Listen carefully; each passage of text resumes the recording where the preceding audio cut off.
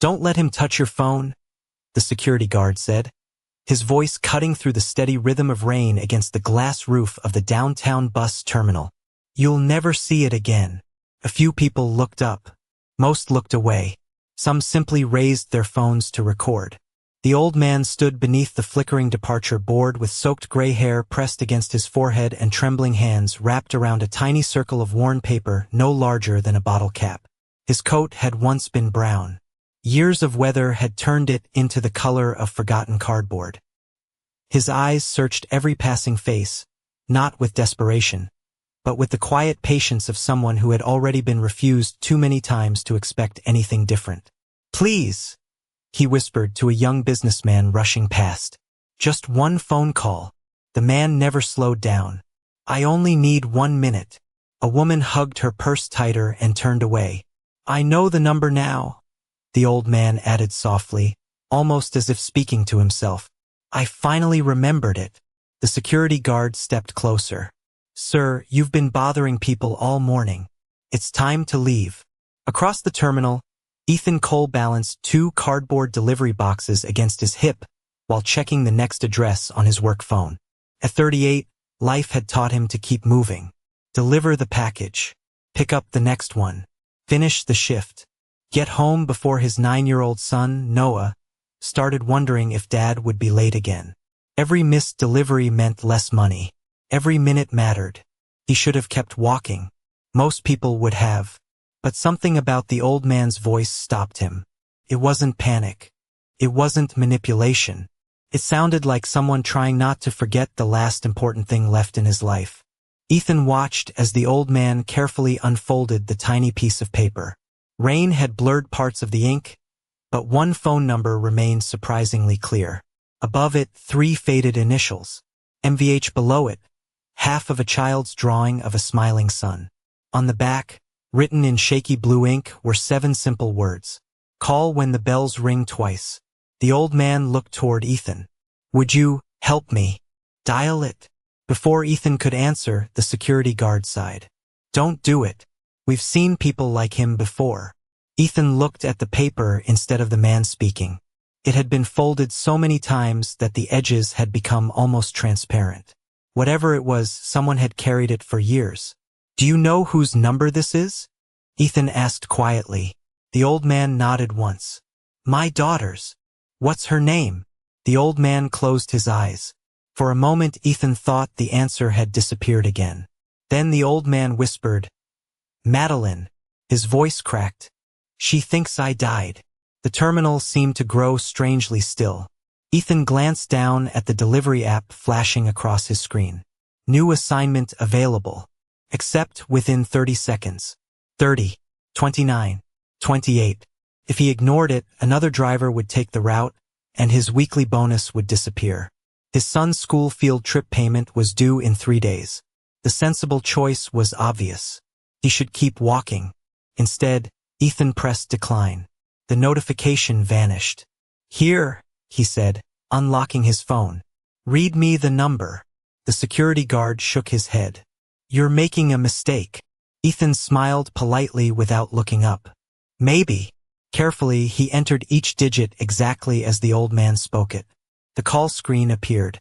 For one brief second, a company name flashed across the display. Vail Meridian Executive Security. Ethan frowned. That wasn't the kind of number anyone expected to find on a rain-soaked scrap of paper carried by a homeless stranger. "Go ahead," Ethan said, placing the phone gently into the old man's shaking hands. "Take your time." The call connected. One ring, then another. Somewhere far away, a woman answered. Before she could speak, the old man closed his eyes and whispered into the phone with a voice barely stronger than the rain outside. "Maddie, do the station bells still ring twice?" Silence filled the line. Not confusion, not static, just silence. And for reasons no one standing inside that bus terminal could possibly understand. The billionaire on the other end stopped breathing long enough to forget every meeting waiting on her calendar. The silence on the line lasted only a few seconds, but inside the executive office overlooking downtown Chicago, it stretched across 17 years. Madeline Vale lowered the report she had been reading and slowly rose from her chair. Around the polished conference table, senior executives stopped speaking. Her chief financial officer glanced at the digital presentation still glowing on the wall, waiting for instructions that never came. The voice she had just heard was old, weak, and uncertain. Yet something inside a single word had reached a place no business meeting ever could. Maddie. No employee called her that. No reporter knew that name. It had disappeared from her life the same week the Coast Guard informed her that her father had been presumed dead. She tightened her grip on the phone. "Who is this?" she asked quietly. The old man looked confused. He swallowed before answering. I am trying to remember." His breathing became uneven. "I remember your laugh. I remember the station bells. I remember you hiding the spare key under the little wooden horse because thunderstorms frightened you." Ethan watched the old man's hands shake harder. He gently steadied the phone without taking it away. Across the terminal, several passengers exchanged skeptical looks. One teenager whispered, "He probably watched some documentary." Another laughed softly. "Rich people attract every scammer eventually." The security guard folded his arms. "I told you this would happen." Ethan ignored him. He simply handed the old man a bottle of water from his delivery bag. "Take your time," he said calmly. "Nobody is rushing you." At the other end of the call, Madeline slowly sat back down. Her assistant, Rachel, leaned closer. "Should I disconnect?" she whispered. Madeline shook her head almost imperceptibly. "Not yet." She listened again. The old man closed his eyes. There was a red wagon. He paused, searching through scattered memories. "You broke the wheel.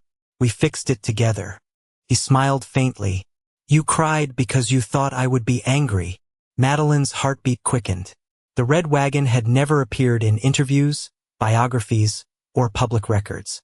Even her closest executives had never heard that story. Still, memory alone could not replace evidence. She had built a company by trusting facts before emotions. "Sir," she said carefully, "what is your full name?" The old man stared at the tiny paper in his other hand. His lips trembled. "Arthur." He stopped. "Arthur." The second name refused to come. His eyes filled with frustration instead of tears. "I know it was mine." A few people nearby rolled their eyes. "Convenient," someone muttered. The security guard stepped closer again. "That is enough. Sir, I have to ask you to leave the terminal." Ethan quietly stepped between them without raising his voice. "He is still on a phone call. He is disturbing passengers. He is talking to someone who answered." The guard frowned. "You are risking your job over this?" Ethan glanced at the delivery application on his screen. A bright notification appeared. "Final warning. Miss one more assigned route and your shift will be terminated." He pressed the screen dark without replying. Across the country, Madeline covered the phone for a moment and looked toward her general counsel, Victor Hale, who had just entered the conference room carrying a leather folder. "What happened?" Victor asked. "Someone claims to be my father." Victor did not appear surprised. Instead, he sighed as though hearing an inconvenience he had expected. "That again," he replied. "There have been others." Madeline studied him. "He mentioned the wooden horse." Victor answered almost instantly. "People invent convincing details when money is involved." She narrowed her eyes. "I never told you about the wooden horse." For the first time, Victor hesitated. Only for a heartbeat. Then he smiled politely. "You mentioned it years ago, after the memorial." Madeline searched her memory but found nothing. Before she could question him again, Arthur suddenly spoke into the phone. "Do not let them send me back to the room without clocks." Ethan slowly turned toward the old man. "What room?" Arthur looked around the crowded terminal as though expecting someone to appear from the rain itself. "The room where they said names only make people sad." Ethan felt something shift deep. Inside him, this was no longer just a strange phone call. Somewhere behind those broken memories was a story that somebody had worked very hard to erase. The rain eased into a quiet mist, leaving tiny drops clinging to the wide glass windows of the terminal like forgotten memories, refusing to disappear. Arthur lowered the phone slowly after the call ended, staring at the blank screen as though he expected another voice to find him. Instead, only the soft hum of buses arriving and departing filled the silence. Ethan gently took the phone back and slipped it into his jacket pocket without saying a word. He could see the confusion on Arthur's face. The old man looked relieved that someone had answered, yet frightened by everything the conversation had awakened. "Are you hungry?" Ethan finally asked. Arthur blinked in surprise. I do not remember the last meal." Ethan checked his wallet. A few worn bills remained, barely enough to cover dinner for himself and Noah later that evening. He hesitated for only a second before walking toward the small cafe inside the terminal. Minutes later, he returned carrying a bowl of hot chicken soup and a paper cup of coffee. Arthur looked at the food as though it belonged to someone else. "I cannot pay you," he whispered. Ethan smiled gently. "I did not ask you to." Arthur reached beneath his old sweater and slowly removed a small coin hanging from a faded string around his neck. "Please take this." Ethan shook his head. "Keep it. It is all I have. Then it matters more to you than it does to me." Arthur's trembling fingers tightened around the coin before he quietly slipped it back beneath his shirt. As he did, Noah hurried into the terminal carrying his small backpack. A friendly neighbor who had picked him up from school waved from the entrance before leaving. Noah spotted his father immediately. "Dad!" he called with a smile that faded the moment he noticed the old man sitting beside him. "Everything okay?" Ethan nodded. "Come meet someone." Noah walked over without fear, offering the same polite smile his father always encouraged. Arthur looked at the boy for several seconds before returning the smile with visible effort. "Hello there." Noah Ansuarat. "I am Noah." Arthur repeated the name quietly, almost tasting it. "That is a good name." As Arthur leaned forward to pick up the spoon, the old coin slipped from beneath his sweater and rolled across the floor. Noah quickly chased after it before it disappeared beneath a nearby bench. "Got it," he said proudly. Then he paused. "Dad, look." Ethan crouched beside him. One side of the coin showed an old delivery truck driving beneath a rising sun. Around the edge were tiny engraved letters. "AV, first route, 1989. Noah turned the coin over. The opposite side carried half of the exact same smiling sun that appeared on Arthur's worn paper circle. "It matches," Noah whispered.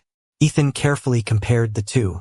The curved rays lined up perfectly, as though they had once formed a complete picture. Arthur watched them with growing emotion. "She always drew the seventh ray longer than the others," he murmured. Noah looked up. "Who did?" Arthur smiled faintly. "My little girl. She said every sunrise deserved one extra beam because somebody somewhere was having their worst day." Ethan looked at the drawing again. That was not the kind of detail someone invented for money. It sounded too ordinary, too personal. Nearby, two employees wearing jackets embroidered with the logo of the Hale Outreach Foundation entered the terminal. One of them quietly scanned the waiting area before stopping the moment he noticed Arthur. He leaned toward his partner and spoke so softly that Ethan could barely hear a single sentence. "He still has the coin." Ethan's eyes narrowed. Neither man had spoken to Arthur. Neither had seen the coin until it slipped onto the floor. Yet somehow they already knew it existed. Arthur noticed them at the same instant. The color drained from his face. His hand immediately found Ethan's sleeve with surprising urgency. "Please," he whispered, his voice barely audible above the distant announcement of another departing bus. "Do not let them take me back to the room without clocks." Arthur's grip on Ethan's sleeve was so light that anyone watching from across the terminal might have mistaken it for nothing more than an old man trying to steady himself. Yet Ethan could feel genuine fear in those trembling fingers. It was not the fear of being embarrassed. It was the fear of being found. The two Hale Outreach employees slowed as they approached, wearing calm smiles that looked reassuring from a distance. One of them, a middle-aged woman with an identification badge clipped neatly to her jacket, stopped several feet away and spoke with practiced kindness. "Good afternoon, sir. We have been looking for you. Everyone has been worried." Arthur immediately lowered his eyes. "I do not want to go back." "You became confused again," the man beside her answered gently. "Let us help you." Ethan remained where he was. "Do you know him?" he asked. "We work with vulnerable adults," the woman replied. "He has memory problems. Sometimes he wanders away." Everything about her explanation sounded reasonable. The calm voice, the professional clothing, the carefully chosen words. Even Noah looked toward his father with quiet uncertainty. Ethan glanced at Arthur, whose breathing had become shallow again. "Did you leave with them willingly?" he asked. Arthur did not answer immediately. He simply stared at the small paper circle resting in his hand. Finally he whispered, "They always said I would remember less if I kept asking questions." Ethan frowned. That sentence did not sound rehearsed. It sounded lived. Across the country, Madeline remained inside the conference room long after every executive had quietly stepped outside. The city skyline stretched behind her office windows, but she barely noticed it. Rachel placed a tablet on the desk. "We traced the incoming number," she said. "It belongs to a delivery driver named Ethan Cole." Madeline nodded slowly. "Any criminal record?" "None." "Financial disputes?" "None." Rachel hesitated before adding, "He has perfect customer ratings. Single father. Local delivery contractor." Madeline looked back at the silent phone in front of her. Nothing about Ethan suggested someone building an elaborate fraud. At that moment Victor returned carrying several archived files. "I checked old reports," he announced. "There were similar claims. Years ago, people sometimes convince themselves they are connected to wealthy families." Madeline accepted the folder but did not open it.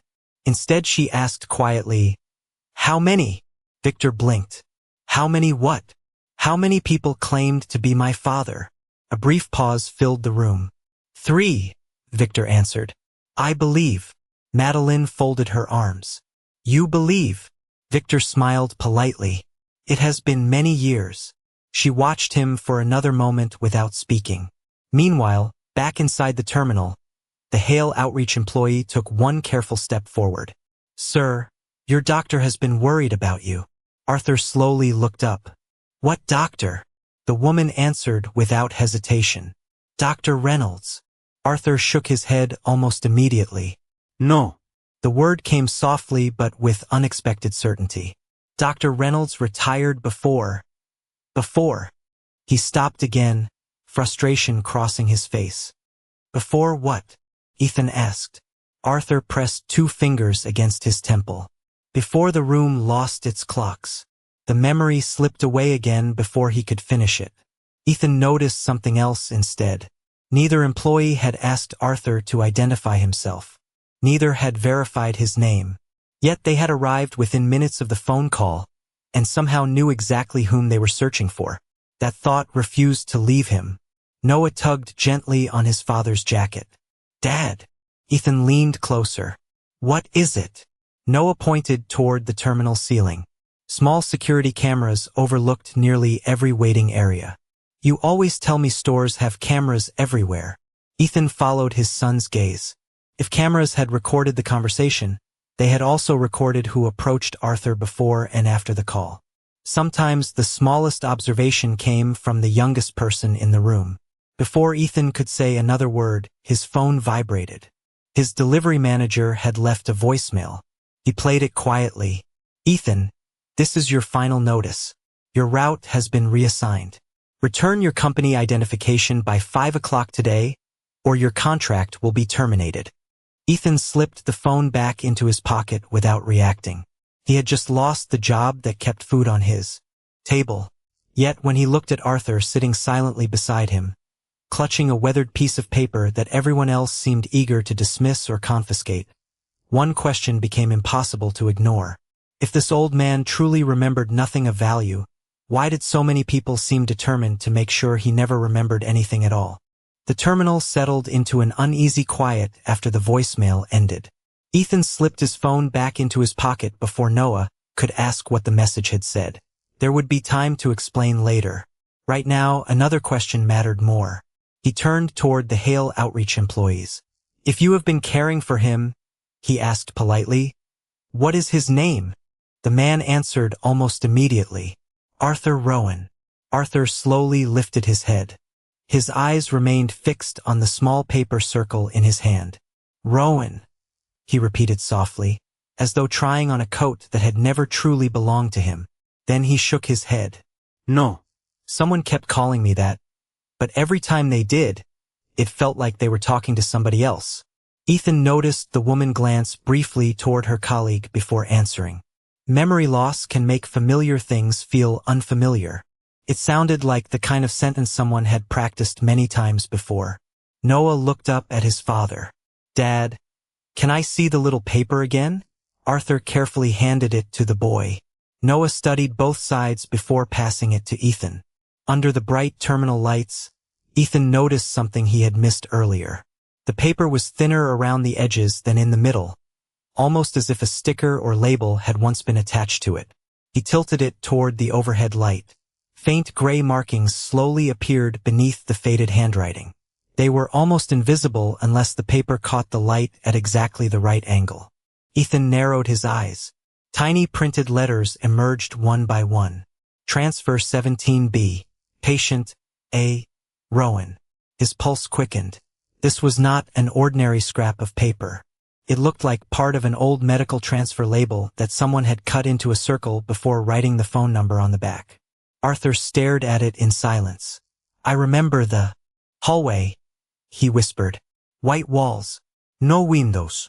Every evening there were 2 bells before dinner." He closed his eyes, struggling to hold the memory together. "A nurse told me never to lose that paper." "Do you remember her name?" Ethan asked. Arthur frowned. "She smiled every time she handed me medicine." He waited several seconds before answering. I cannot remember her name." Several feet away, one of the Hale outreach employees quietly reached for a phone inside his jacket. Ethan noticed the movement but said nothing. Across the country, Madeline sat alone inside her office, replaying the recording of the phone call for the 3rd time. Every pause seemed more important than the words themselves. Rachel entered carrying another report. "We found something unusual," she said. "The number your caller reached is not listed anywhere publicly." Madeline looked up. "I know. It is an internal executive line that was retired 12 years ago. Calls are automatically forwarded to your private office as a backup security measure." Madeline slowly leaned back in her chair. "Then how did he know it?" Rachel had no answer. Before either woman spoke again, Victor stepped into the doorway.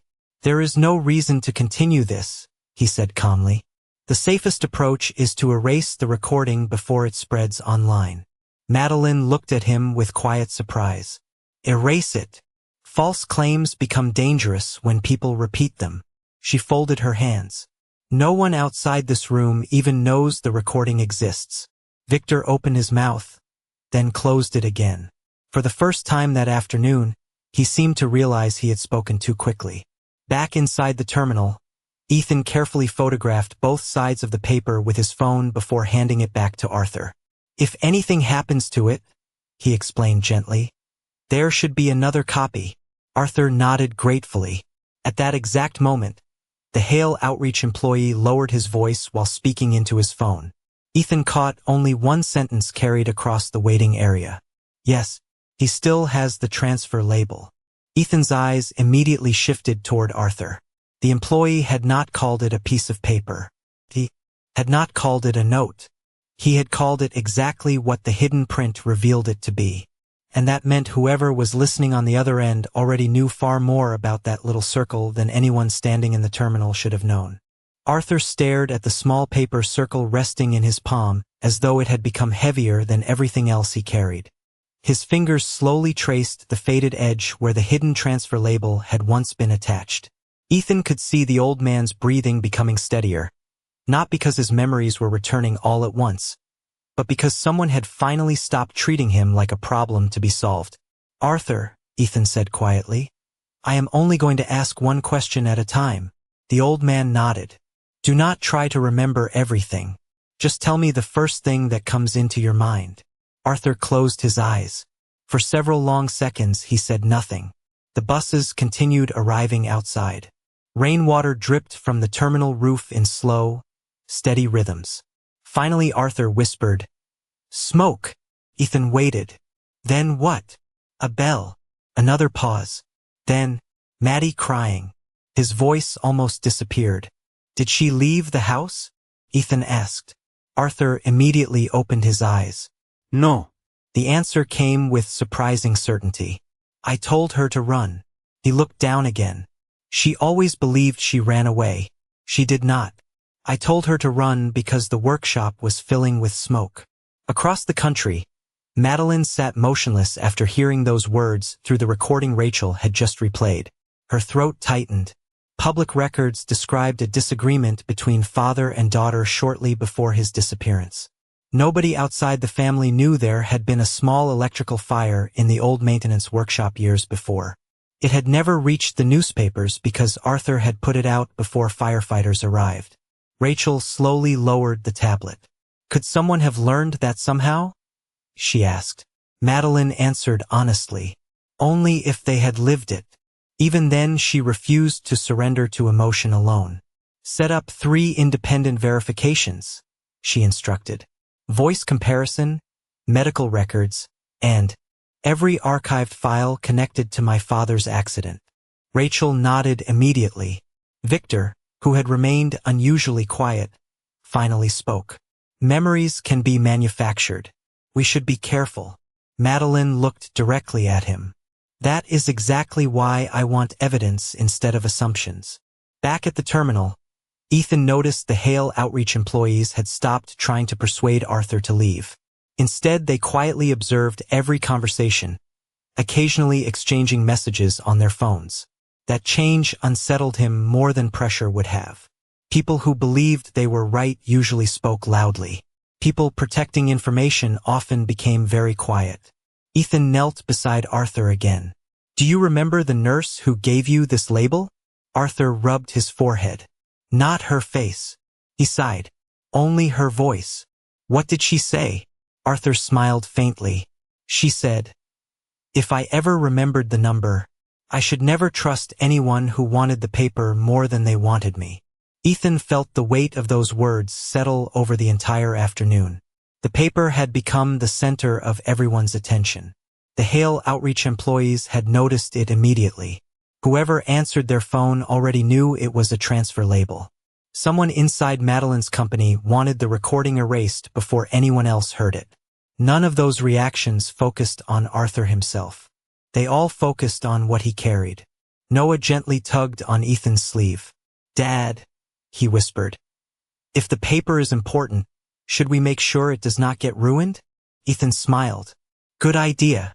He carefully slid the fragile circle into a clean plastic sandwich bag from his lunch container and sealed it to protect it from the damp air. Arthur watched with visible relief. Thank you, he said softly. She would have done the same thing. Before Ethan could ask who he meant, his phone vibrated again. This time it was not his former employer. An unknown number appeared on the screen. He answered cautiously. A calm female voice introduced herself. My name is Rachel. I work for Madeline Vale. She has one request.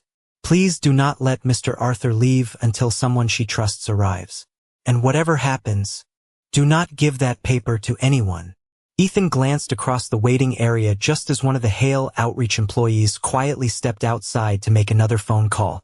The timing was too perfect to ignore. Someone was racing toward the truth, and someone else already seemed determined to reach it first.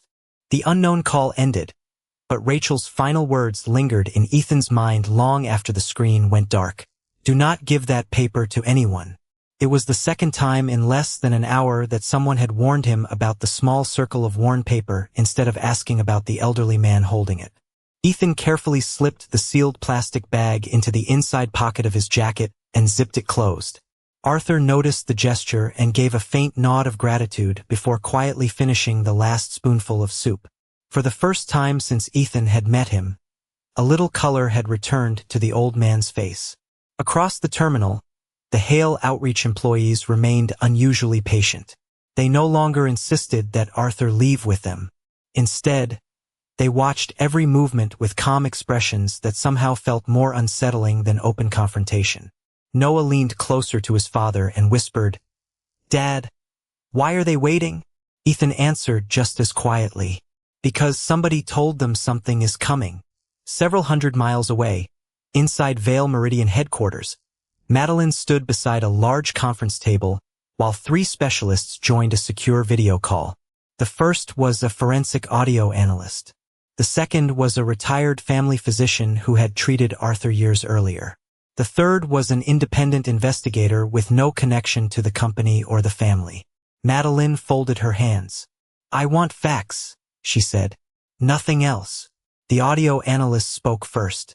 The voice matches archived recordings at approximately 61% confidence. Age and possible medical conditions make certainty impossible from audio alone. The physician adjusted his glasses. "If this man truly has a crescent-shaped scar on his left wrist from a machine accident in 1996, I can identify whether it matches the surgical repair I performed." Madeline nodded slowly. "Then come to the terminal." Victor finally broke the silence. "This is becoming unnecessary." She looked at him calmly. "If it is unnecessary, then the evidence will say so."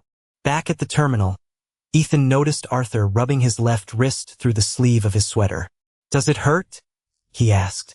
Arthur looked down with quiet confusion before pulling back the cuff just enough to reveal a pale crescent-shaped scar that curved across the inside of his wrist. "I do not remember how I got it," he admitted. Ethan studied the scar for only a second before looking away. He refused to treat Arthur like an exhibit. Instead, he simply rolled the sleeve back down to keep him warm. "You do not have to remember everything today," he said. Arthur smiled weakly. "Thank you for saying that." A nearby passenger who had spent the afternoon watching finally stepped closer. "Excuse me," the woman said. "I come through this station almost every month." She looked carefully at Arthur. "I think I have seen him here before." Ethan turned toward her. "When?" "Always around the same time. He stands beneath the old clock, listens until the station bells ring twice, then leaves." "I thought he was waiting for someone who never came." Arthur closed his eyes.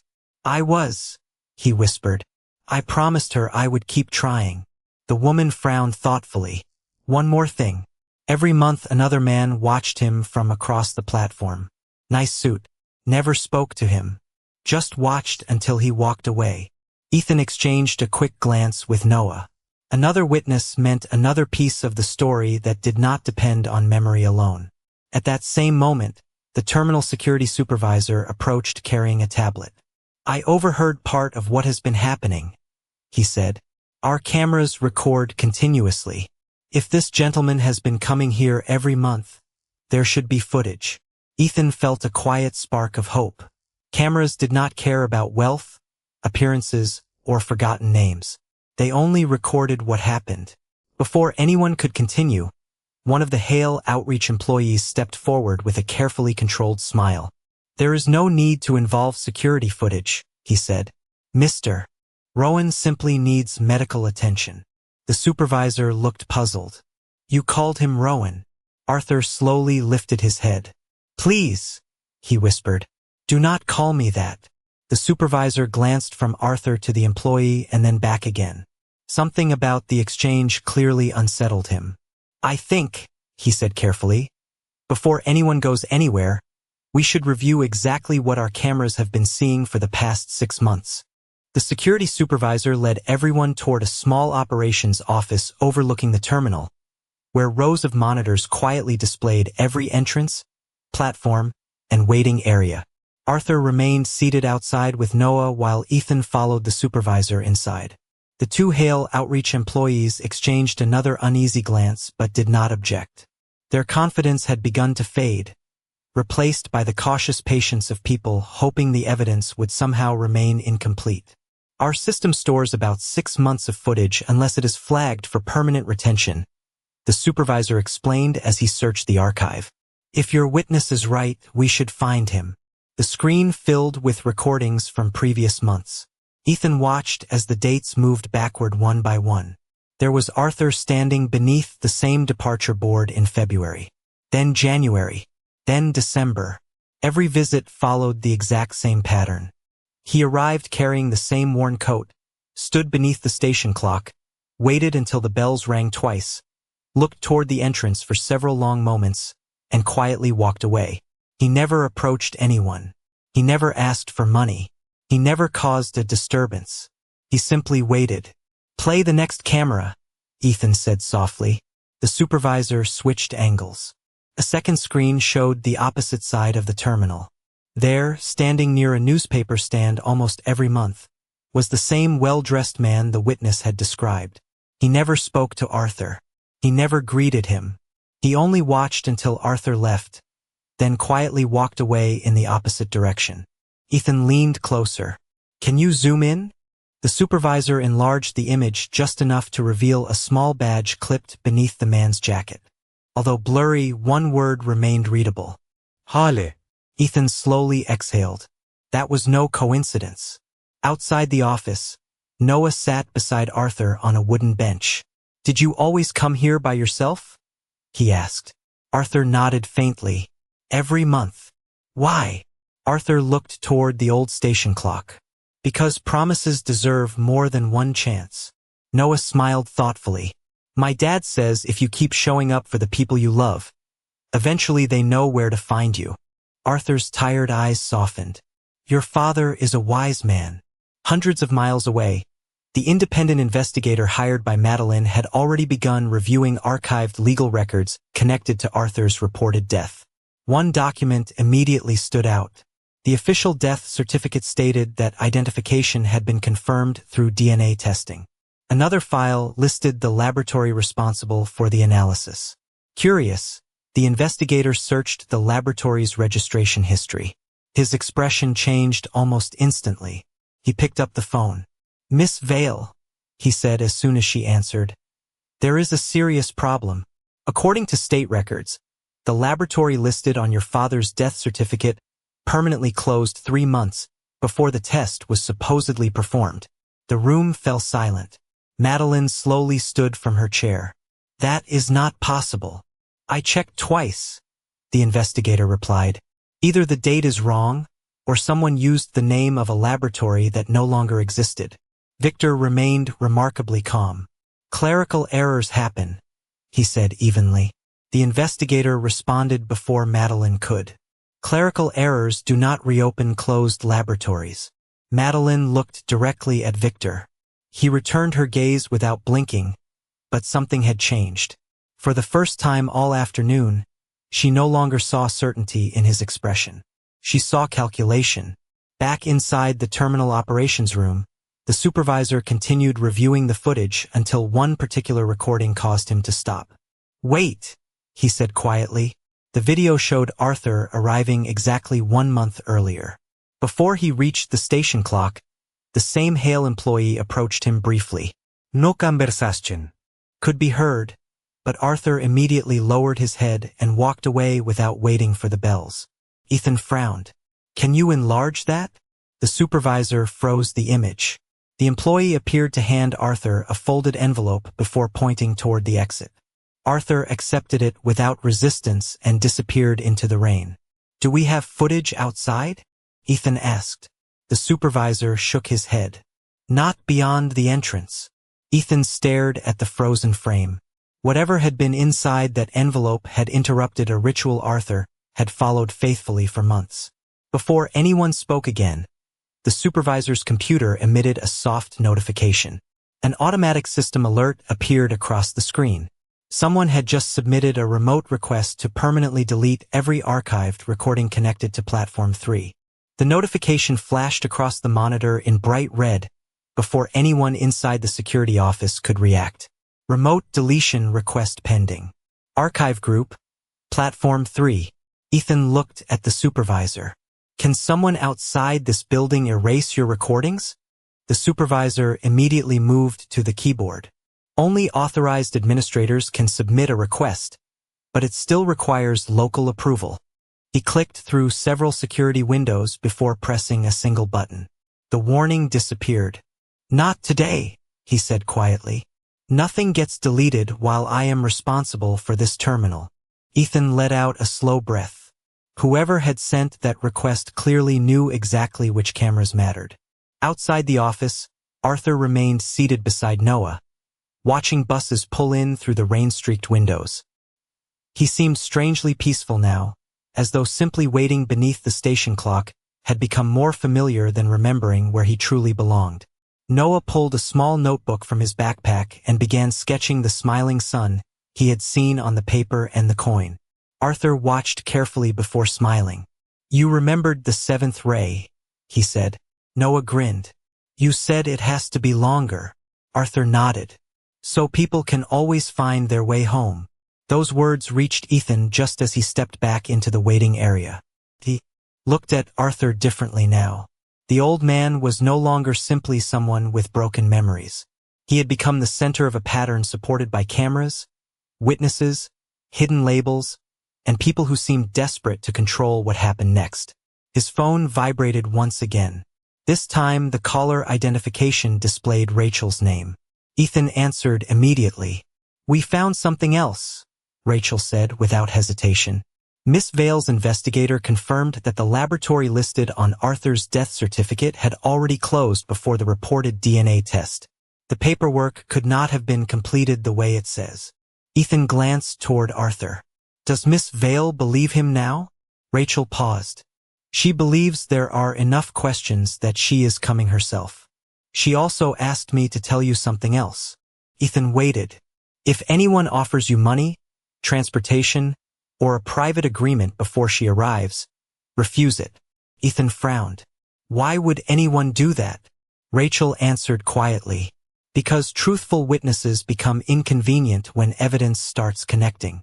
The call ended only seconds before another figure entered the terminal. Unlike the Hale Outreach employees, this man wore an expensive charcoal suit with no visible identification. He walked calmly toward Ethan with the confidence of someone accustomed to solving problems through conversation instead of force. "Mr. Cole?" he asked politely. Ethan nodded. "My name is Victor Hale." Ethan recognized the name immediately from Rachel's earlier conversation. Victor smiled warmly before extending his hand. "I appreciate the kindness you have shown this elderly gentleman today." Ethan accepted the handshake cautiously. "He needed help, and you gave it," Victor replied. "That speaks well of your character." His voice remained calm, almost comforting. "Unfortunately, situations like this often become confusing. My organization specializes in protecting vulnerable individuals from unnecessary attention." Ethan noticed that Victor never once looked directly at Arthur. Instead, his eyes settled briefly on the inside pocket of Ethan's jacket where the sealed paper rested. "I understand you have certain personal belongings that really belong with our medical records," Victor continued. "I would be grateful if you returned them. It would make everyone's day much easier." Ethan answered without raising his voice. "Arthur asked me to keep them safe." Victor smiled again. "Of course, and I admire your loyalty." He reached into his coat and removed a business card. Tucked discreetly behind it was a folded bank check with no amount written on the line. "You have already sacrificed your job today," Victor said. "There is no reason your son should suffer because you chose to help someone. Write whatever amount you believe is fair. Consider it reimbursement for your time." Ethan looked down at the blank check for several seconds before folding Victor's business card closed and gently placing it back into his hand. "My son is watching me," he answered quietly. "Today he is learning something that is worth more than any number I could write there." Victor's smile remained perfectly polite, but for the first time his eyes lost their warmth. As he turned to leave, he spoke almost casually over his shoulder. "I hope you never regret choosing sentiment over certainty." Ethan watched him disappear into the crowd, then slowly reached for his phone and took a clear photograph of the blank check, the business card, and the exact time displayed on the terminal clock, because he had begun to realize that in stories like this, even kindness needed witnesses.